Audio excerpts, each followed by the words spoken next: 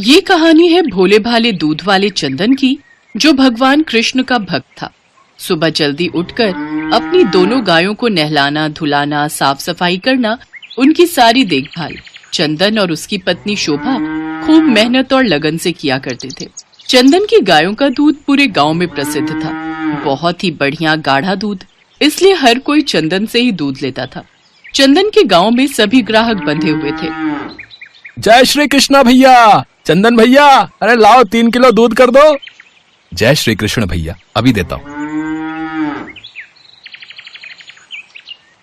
चंदन भैया 1 किलो दूध कर दो। ये लो शांति बहन, आज आधा किलो ही ले जा रही हो, रोजाना तो 1 किलो ले जाती हो। चंदन भैया पहले ही तुम्हारे 20 दिन के दूध के पैसे नहीं दिए, सोच रही हूँ अब थोड़े ही लिया करूँ, तुम्हारे पैसे भी तो चुकाने हैं। शांति बहन, मैंने तुमसे एक बार भी पैसे मांगे नहीं। मैं जानता हूँ मोहन भाई का काम सही नहीं चल रहा, जब तुम्हारे पास हो तब दे जाना। धन्यवाद भैया, आप जैसा हर कोई नहीं होता। उस घनश्याम से 1-2 बार दूध लिया था जब तुम गांव से बाहर गए हुए थे, उसी समय पैसे मांग लिए। वो तो 1 रुपया भी उधार नहीं करता और दूध इतना पतला पानी देता है, ना जाने कौन सी मिलावट करके। कई बार तो मैं घनश्याम को समझा चुका हूँ कि दूध में पानी मत मिलाया कर, पर वो मेरी मानता ही कहाँ है। कहने को तो वो तुम्हारा चचेरा भाई है चंदन, पर तुम में और उसमें जमीन आसमान का फर्क है। घनश्याम चंदन का चचेरा भाई था। वो बहुत ही बेईमान स्वभाव का था। एक तरफ चंदन पूरी ईमानदारी के साथ दूध बेचने का व्यापार करता था और दूसरी तरफ वही घनश्याम दूध में मिलावट करके बेईमानी से काम को कर रहा था। इसी वजह से अब उसके ग्राहक बिल्कुल खत्म होते जा रहे थे और ज्यादातर लोग चंदन से ही दूध लेने लगे थे। इसी बात से घनश्याम चंदन से बहुत ईर्ष्या करने लगा। लीला तू जानती नहीं है, ये चंदन बहुत चालाक है। इसने मेरा सारा काम ठप कर दिया है। मन करता है इसकी दोनों गायें इससे अलग कर दूं ताकि इसका काम खराब हो जाए। पर तुम ये कैसे करोगे? वो अपनी दोनों गायों की बहुत देखभाल करता है, उसके रहते तुम उसकी गायों को नुकसान नहीं पहुंचा सकते। अरे तू जानती नहीं है, मेरा नाम घनश्याम है। घनश्याम, मेरे पास बहुत तरीके हैं उसका काम खराब करने के। घनश्याम बहुत दिनों से इसी फिराक में था कि वो किस तरह चंदन का बना बनाया दूध बेचने का काम खराब कर सके। और फिर एक रात जब चंदन और उसकी पत्नी सो रहे थे तो घनश्याम ने चोरी से उसकी दोनों गायों को एक ऐसी दवा खिला दी जिससे वह बीमार हो गई और कुछ दिनों बाद ही वो दोनों गायें मर गई। चंदन कुछ समझ ही नहीं पाया कि आखिर इतनी देखभाल करने के बाद भी आखिर उसकी दोनों गायें कैसे मर सकती है। हे कृष्णा, मेरे साथ ऐसा कैसे हो गया? मैं तो अपनी दोनों गायों की पूरी देखभाल करता था, मुझसे कहाँ गलती हो गई? मेरा सारा बना बनाया काम खराब हो गया। मेरे पास तो इतने पैसे भी नहीं कि मैं नई गाय खरीद सकूं। मुझे कुछ समझ नहीं आ रहा भगवान, मैं क्या करूं? मेरे पास कोई रास्ता नहीं बचा। चंदन दुखी मन से पहाड़ी की ओर जाने लगता है। उसके मन में बहुत ही बुरे विचार आ रहे थे, वो होश में नहीं था। अचानक वो पहाड़ी से नीचे गिरने लगता है, तभी कोई उसका हाथ थाम लेता है। अरे अरे अरे भाई, संभल कर, मैंने तुम्हें बचा लिया। अगर मुझे जरा सी भी आने में देर हो जाती तो तुम सीधा नीचे खाई में जाते, और सोचो क्या तुम जिंदा रहते? अच्छा ही होता अगर मर जाता तो, कम से कम इस दुखी जीवन से मुक्ति तो मिलती। अरे ईश्वर ने तुम्हें ये जीवन संघर्षों से लड़ने के लिए ही तो दिया है, और फिर अगर तुम्हें कुछ हो जाता तो तुम सोचो तुम्हारे परिवार वाले तुम्हारे बिना कैसे जीवन यापन करते? क्या तुम्हारी उनके प्रति कोई जिम्मेदारी नहीं है? शायद तुम नहीं जानते हो कि मेरे साथ क्या क्या हुआ है। मेरी जिंदगी परेशानियों से भर गई है। मेरी दोनों गाय जो बहुत ही हृष्ट पुष्ट थीं, बीमार होकर मर गई। वही मेरे जीवन यापन का सहारा थी। दूध बेचकर मैं गुजारा करता था, पर अब मेरे पास इतने पैसे भी नहीं है कि मैं गाय खरीद सकूं। अच्छा तो ये बात है, फिर तो तुम मुझे बिल्कुल सही समय पर मिले हो। मैं अपनी गाय बेचने ही ले जा रहा था। मैं शहर जा रहा हूँ, वहां मुझे इसकी कोई जरूरत ही नहीं है। एक काम करो, अब तुम मेरी गाय रख लो। पर मैंने तुम्हें कहा तो कि मेरे पास पैसे नहीं है, मैं तुम्हारी गाय कैसे रख सकता हूँ भैया? एक तो भैया कहते हो, ऊपर से पैसों की बात करते हो। चिंता मत करो, तुम पहले गाय का दूध बेच लो, आराम से थोड़े पैसे कमा लो।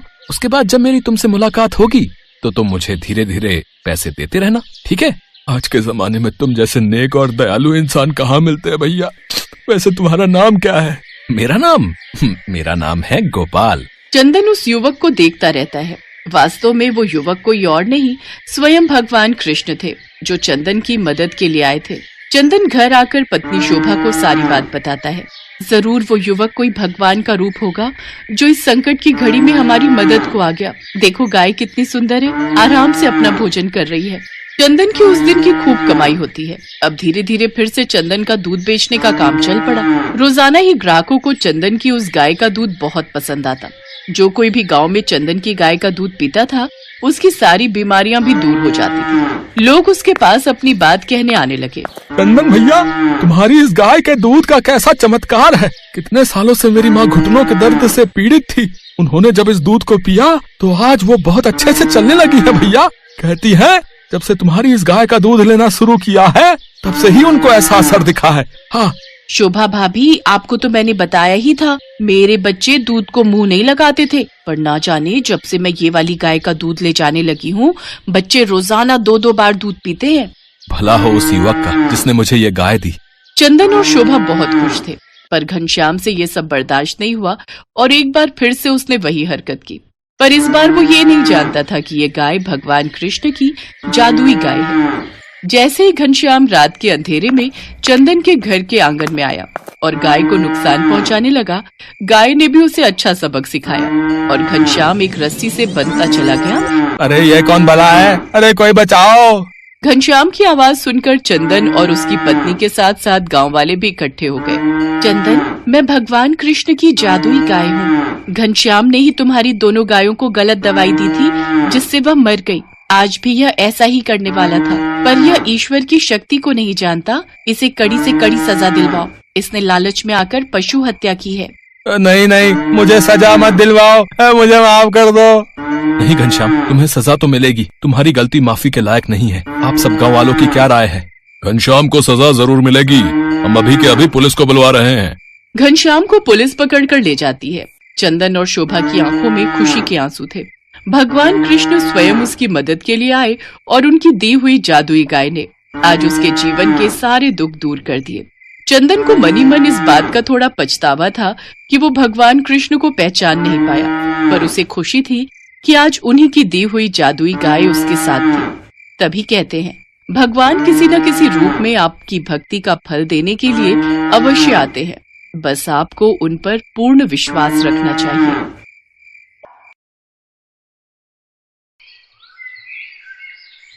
अन्नपूर्णा घर में अकेली रहती है।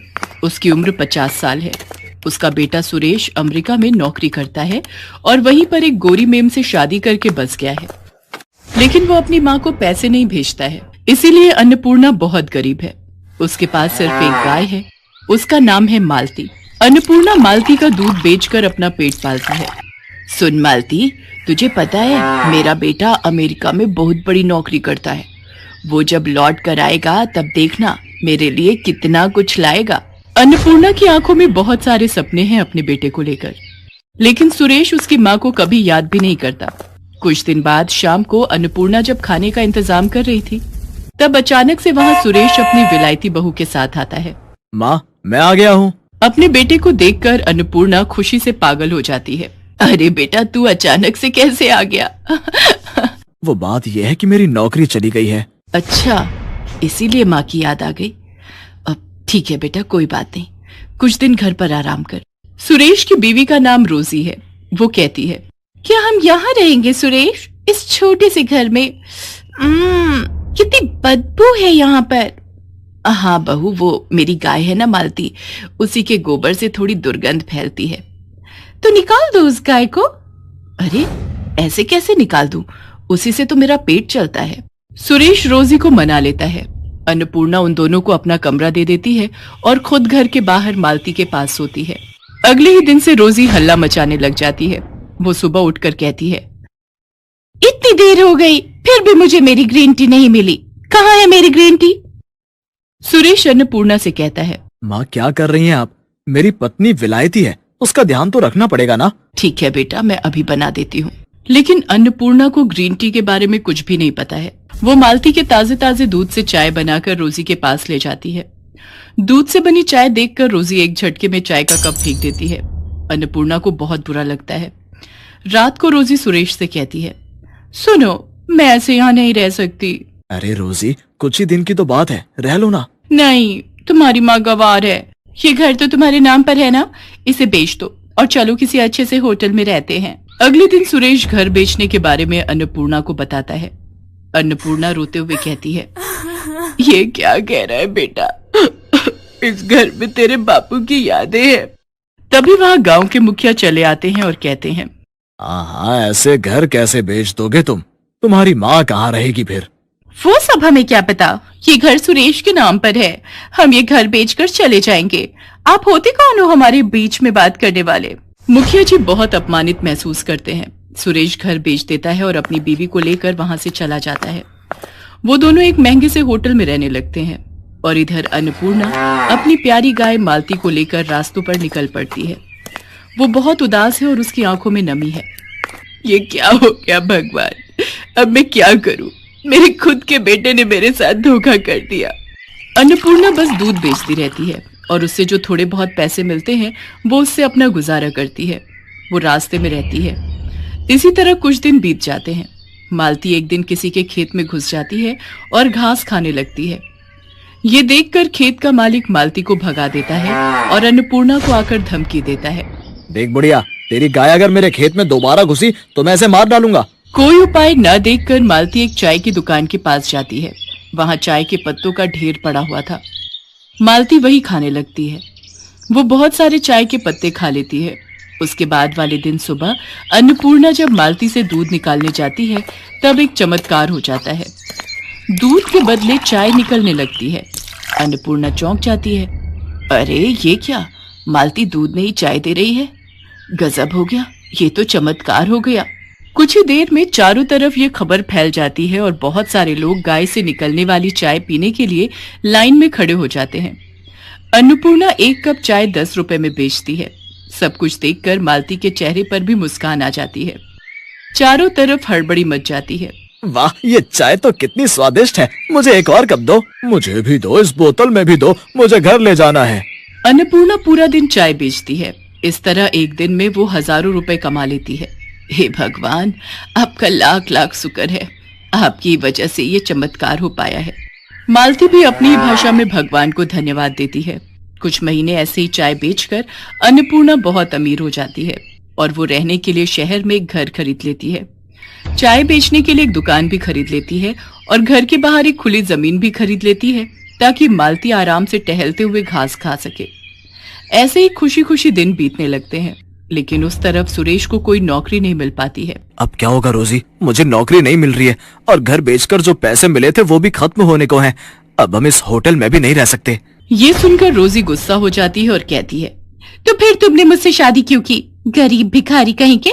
शादी से पहले तो कितना कुछ बोलते थे, मगर अब एक होटल का भाड़ा भी नहीं दे सकते।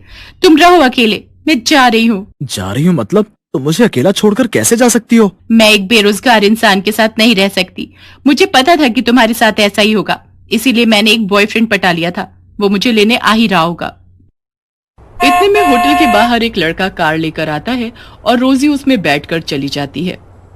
रोजी को खोकर सुरेश पागल सा हो जाता है। उसके सारे पैसे भी रोजी लेकर चली जाती है।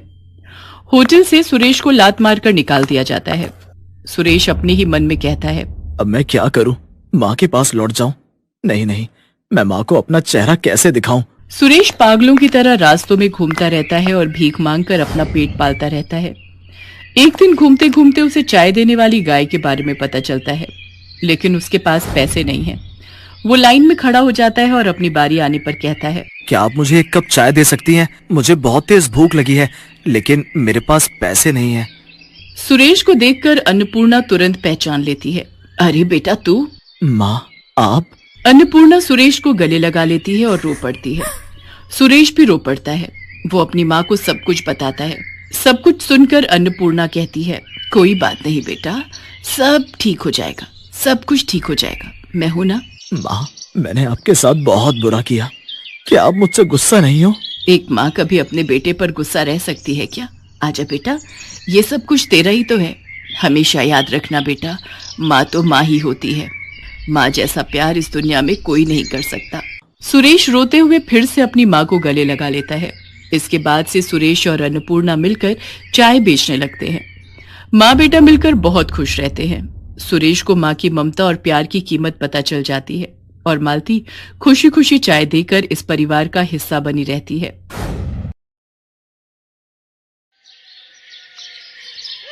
अरे मम्मी दे तो ना, ये दाय तो तुझ भी नहीं खा रही है। वो खा लेगी बेटा, उसका पेट भरा हुआ होगा। जाओ तुम खेलो। पर मम्मी, अरे कहा ना वो खा लेगी। जाओ, अब मुझे परेशान मत करो। 4 साल की मासूम प्रिया अमरपुर गांव में अपने पिता हरीश और माँ ममता के साथ रहती थी। हरीश एक किसान था और ममता घर पर रहकर अपनी बच्ची और घर का ख्याल रखती थी। हरीश के पास एक गाय थी जो हमेशा उनके घर के पीछे बाड़े में बंधी रहती थी। प्रिया ने उस गाय का नाम मंगो रखा था, क्योंकि जब भी प्रिया मंगो के पास जाती थी वो जीभ निकालकर खड़ी हो जाती थी। प्रिया कहती थी, जब देखो कुछ न कुछ खाने को मांगती रहती है, इसलिए उसने गाय का नाम मंगो रखा था। प्रिया ज्यादातर समय मंगो के पास बाड़े में ही खेलती रहती थी। मंगो को भी प्रिया को खेलते देखकर बहुत अच्छा लगता था। फिर एक दिन, प्रिया, ओ प्रिया, अरे कहाँ चली गई? हाँ मम्मी, मैं इधर हूँ, मंगो के पीछे, उसे खाना खिला रही हूँ। ओहो बेटा, मंगो कोई बच्ची थोड़ी है, वो खा लेगी। मुझे पता है मम्मी, मगर मंगो को अपने हाथ से खिलाना मुझे अच्छा लगता है। अच्छा बाबा ठीक है, खिला अपने हाथों से इसे, पर जल्दी अंदर आ जाना और अपना खुद भी खाना खा लेना। प्रिया मंगो के पास खेलती रही और ममता घर के अंदर चली गई। अब बाड़े में प्रिया और मंगो अकेली थी, लेकिन ऐसा नहीं था कि वहां कोई और नहीं था। ये एक भारी भरकम बाघ था जो पास ही घात लगाए बैठा था। उसकी नजर छोटी सी प्रिया पर थी और मौका पाते ही वो उसकी तरफ झपट पड़ा। बाघ की छलांग देखकर मंगो को एहसास हो गया कि बाघ जरूर प्रिया की जान ले लेगा, लेकिन उससे पहले ही मंगो ने पूरी ताकत के साथ अपने गले में बंधी रस्सी को झटका दिया और उसकी ताकत से रस्सी समेत खूंटा भी जमीन से उखड़ गया। अब मंगो प्रिया और बाघ के बीच खड़ी थी। प्रिया डर से थर-थर कांप रही थी और मंगो आंखें फैलाए और नथुने फुलाए बाघ को घूर रही थी। बाघ भी समझ गया था कि प्रिया से पहले उसे मंगो से जूझना ही होगा। देखो, चुपचाप चले जाओ यहाँ से। तू भूल गई है क्या कि तू एक गाय है और मैं एक बाघ हूँ? मुझे धमकाने की हिम्मत तुझ में कहां से आई? ये मेरी बच्ची है, तो इस तक पहुंचने से पहले तुम्हें मुझसे लड़ना होगा। एक इंसान की बच्ची के लिए इतना प्यार, ऐसा क्या है इसमें? अगर ये इतनी ही प्यारी है तो फिर तो इसे खाने में और भी मजा आएगा। मैंने कहा ना, चुपचाप चले जाओ यहाँ से। मंगो अपनी बात पूरी कर पाती उससे पहले ही बाघ ने मंगो की तरफ छलांग लगा दी। मंगो भी बिना कुछ सोचे समझे उससे भिड़ गई। बहुत देर तक दोनों में भयंकर लड़ाई होती रही। बाघ मंगो पर अपने नुकीले पंजों से वार करता रहा और मंगो अपने सींगों से उठा उठा कर पटकती रही। उधर प्रिया एक जगह छिपकर ये सब देखती रही। आखिरकार मंगो के हौसले की जीत हुई और बाघ को हार मानने पर मजबूर कर दिया। बाघ लड़खड़ाते हुए जंगल की तरफ लौट गया। तब प्रिया बाहर निकलकर मंगो की तरफ दौड़ी और उससे लिपट कर रोने लगी। तब तक ममता भी वहां आ गई। ममता ने देखा कि प्रिया मंगो को गले से लगाए खड़ी है और मंगो के पूरे बदन से कई जगह खून बह रहा है। ये देखकर ममता घबरा गई। उसने तुरंत प्रिया को गोद में उठाया और वहां से चली गई। मंगो चुपचाप ममता को देखती रही। ममता ने एक बार भी उसके बदन पर हाथ नहीं फिराया, जबकि मंगो प्रिया के लिए अपनी जान पर खेल गई। फिर उसी शाम, सुनो जी, ये मंगो को अब छोड़ना होगा। पर ऐसा क्यों? क्या किया उसने? जरा जाके उसकी हालत देखो, पता नहीं किससे भिड़ कर आई है। भिड़ के आई है मतलब? पता नहीं किससे लड़ पड़ी है। पूरे शरीर पर घाव ही घाव है। मुझे तो लगता है कहीं पागल तो नहीं हो गई। उसका यहाँ रहना अब ठीक नहीं है। छोटी सी बच्ची है घर में, बेचारी सुबह से सहमी हुई है। क्यों? उसे क्या हुआ? अब मुझे कुछ नहीं पता। आप बस अभी जाओ और उसे कहीं छोड़ कर आ जाओ। अच्छा ठीक है, मैं जाकर देखता हूँ। हरीश पीछे बाड़े में गया तो उसने देखा कि मंगो वहां पर उदास बैठी थी। उसके शरीर पर कई जगह घाव थे जिनमें से खून बह रहा था। ये देखकर हरीश की आंखों से आंसू आ गए। उसके घाव देखकर हरीश को लगा कि शायद अब मंगो बच नहीं पाएगी और वो मंगो को अपनी आंखों के सामने मरता नहीं देख सकता था। उसने मंगो की रस्सी हाथ में ली और उसे जंगल की तरफ लेकर चल दिया। मंगो भी लड़खड़ाती हुई उसके पीछे पीछे चल दी। काफी दूर पहुंचकर हरीश ने मंगो की रस्सी हाथों से छोड़ दी और मंगो के सिर पर हाथ फिराकर वहां से वापस चला आया। मंगो उसे जाते हुए एकटक देखती रही, लेकिन उसने हरीश को रोकने की या उसके साथ जाने की कोशिश नहीं की और मुंह लटकाए जंगल की तरफ बढ़ गई। दर्द और भूख से परेशान मंगो एक पेड़ के नीचे बैठ गई कि तभी उसे किसी के रोने की आवाज सुनाई दी। अरे ये क्या? ये तो किसी के बच्चे के रोने की आवाज है। मंगू आवाज की तरफ धीरे धीरे बढ़ी, तभी उसने देखा कि एक बड़े से पत्थर के पीछे बाघ का एक छोटा सा बच्चा रोए जा रहा था। अरे तुम तो बड़े प्यारे हो, पर रो क्यों रहे हो? मेरे बाबा अभी तक नहीं आए और मुझे बहुत भूख लगी है। कहाँ है तुम्हारे बाबा? मुझे नहीं पता, वो मुझे यहीं छोड़ कर गए थे और कहकर गए थे कि थोड़ी देर में खाना लेकर आएंगे। मंगू दर्द से बेहाल थी, लेकिन बाघ के बच्चे को भूख से बिलखता देख उसने फौरन उस बच्चे को अपने पास बुलाया और उसे अपना दूध पिलाने लगी। बाघ का बच्चा भी मंगू से लिपट कर दूध पीता रहा। इसी बीच वहां किसी के कदमों की आहट हुई। उस आहट को सुनकर मंगू घबरा गई। उसने फौरन बाघ के बच्चे को खुद से चिपका लिया और पलटकर देखा तो सामने वही खूंखार बाघ खड़ा था जिसने प्रिया पर हमला किया था। अच्छा, तो तुम यहाँ भी आ गई। मेरे बच्चे को छोड़ दे, वरना अब नहीं बच पाएगी मुझसे। क्या ये तुम्हारा बच्चा है? हाँ, यही मेरे बाबा हैं। इतना कहकर वो बच्चा जाकर उसी बाघ से लिपट गया। ये देखकर मंगू खुश थी, लेकिन तभी बाघ ने गुस्से से अपने बच्चे से पूछा, इसने तुम्हें कोई नुकसान तो नहीं पहुंचाया? नहीं नहीं बाबा, ये तो बहुत अच्छी हैं। मुझे बहुत भूख लगी थी तो इन्होंने मुझे दूध पिलाया और बहुत प्यार भी किया।